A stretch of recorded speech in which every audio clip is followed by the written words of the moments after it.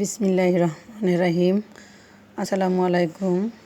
পরিশ্রম সৌভাগ্যের চাবিকাঠি, এ কথাটি আসলেই সত্যি, কারণ পরিশ্রম ছাড়া কোনো ব্যক্তি উন্নত করতে পারে নাই। যে জাতি যত বেশি পরিশ্রমজীবী সে জাতি তত বেশি উন্নত, কারণ পরিশ্রম ছাড়াই কোনো মানুষ কখনোই সফলতা অর্জন করতে পারেননি। আর অলসতা করে কোনো কিছুই অর্জন করা যায় না। তো viewers, welcome back to my channel Asma কলি কিচেন অ্যান্ড ব্লগ ভিডিওতে সবাইকে আবারও স্বাগতম নতুন আরেকটি ডেলি রুটিন ব্লগ ভিডিও দেখার জন্য। আশা করি সবার ভিডিওটি ভালো লাগবে। তো আমি আমার ডেলি রুটিন ব্লগ ভিডিওটি শুরু করেছি সকালবেলা। একদম সকালবেলা উঠে আমি আমার বারান্দায় চলে এসেছি। আমি দেখতে এসেছি গাছের কি অবস্থা। খুবই সুন্দর, মেহেন্দি গাছগুলো অনেক সুন্দর, নতুন নতুন আরও পাতা হইতেছে, খুবই ভালো লাগছে দেখে। তো ওখান থেকে এসে আমি বানাই নিচ্ছি রুটি, কারণ সকালে আমরা সবাই নাস্তার জন্য রুটি খাবো। তাই আমি ভাজি করে নিচ্ছি পটল আর আলু। আজকে রুটি হবে, সবাই রুটি খাবে, কারণ 2 মেয়ের স্কুল বন্ধ। এতে আমরা আজকে সবাই একটু ঘুম থেকে দেরিতে উঠেছি, এখন আমরা নাস্তা করে নেব। তো নাস্তার জন্য প্রস্তুতি নিচ্ছি। তো ভিউয়ার্সকে কেমন আছেন জানি না, তবে আশা করি সবাই ভালো আছেন। আমিও মোটামুটি আলহামদুলিল্লাহ ভালো আছি, কারণ কয়দিন আমি আমার ভিডিওগুলো দিতে পারিনি, কারণ আমার মোবাইলে একটু কী জানি সমস্যা হয়েছিল। তো মোবাইলটা ঠিক করে নিয়েছি, এজন্য ভিডিও ছাড়তে পারিনি। তো আমিও আন্তরিকভাবে দুঃখিত। আমি চেষ্টা করব ডেলি আমার ভিডিওগুলো দেওয়ার জন্য, কারণ মাঝে মাঝে শরীরটাও ভালো থাকে না, তখন এনার্জি থাকে না ভিডিও বানানোর জন্য, অনেক সময় ভালো লাগে না, কারণ ভিডিও তৈরি করতে অনেক পরিশ্রম করা লাগে। ওই যে বললাম, পরিশ্রম সাফল্যের চাবিকাঠি, কথাটা কিন্তু একদমই সত্যি। কারণ যখন অলসতা করে কোনো কিছু করতে ভালো লাগে না, তখন কিন্তু সেভাবেই পড়ে থাকে।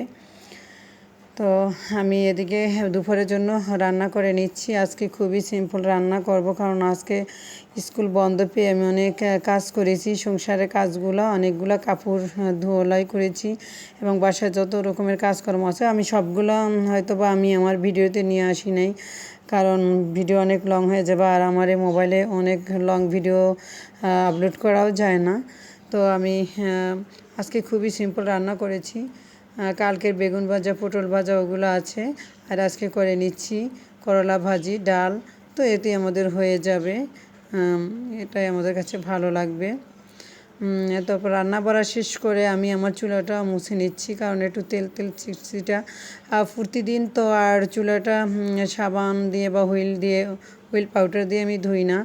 আমি সুন্দর করে মুছে নেই, একটা সপ্তাহে আমি 2-3 বার ধুয়ে নেই অনেক সুন্দর করে। তারপরে প্রতিদিন রান্না শেষে আমি মুছে নেই, তাহলে হয়ে যায়।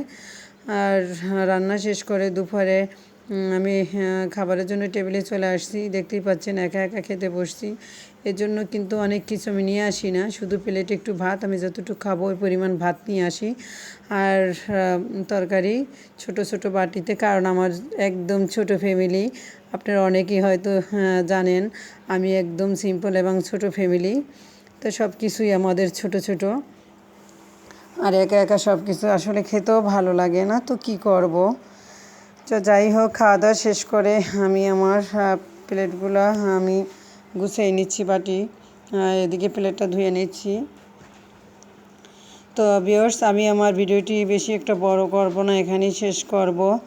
আর যারা এতক্ষণ ধৈর্য সহকারে আমার ভিডিওটি দেখেছেন সবাইকে অসংখ্য ধন্যবাদ। আর যারা এখন আমার চ্যানেলটিকে সাবস্ক্রাইব করেননি, প্লিজ আমার চ্যানেলটিকে সাবস্ক্রাইব করুন, আর আমার পাশে থাকুন, আর দেখতে থাকুন নিত্য নতুন ভিডিও।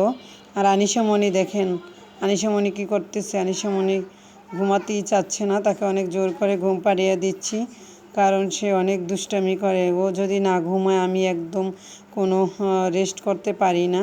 তো আমি আমার ভিডিওটি বেশি বড় করব না, এখানেই আমি শেষ করব। তো সবাইকে অসংখ্য ধন্যবাদ। আর যারা আমার ভিডিওকে পছন্দ করেন তাদেরকে অসংখ্য ধন্যবাদ। আমার নতুন যারা বন্ধু হয়েছেন তাদেরকে অসংখ্য ধন্যবাদ। আর বাচ্চার ঘর বুঝতেই পারেন, একটু গুছিয়ে রাখলে আবার অগোছানো করে রাখে, তো এটা দেখলে আমার ভালো লাগে না। এই কাজটা আমি গুছিয়ে তারপরে শুয়ে পড়ব। তো সবাইকে অসংখ্য ধন্যবাদ। আর গুছানো না থাকলে নিজেকে অগুছানোই লাগে, এই জন্য যত কষ্ট গুছিয়ে নিই সবসময়। তো আবার দেখা হবে নেক্সট টাইমে নতুন ভিডিওতে। ততক্ষণ সবাই ভালো থাকুন। আল্লাহ।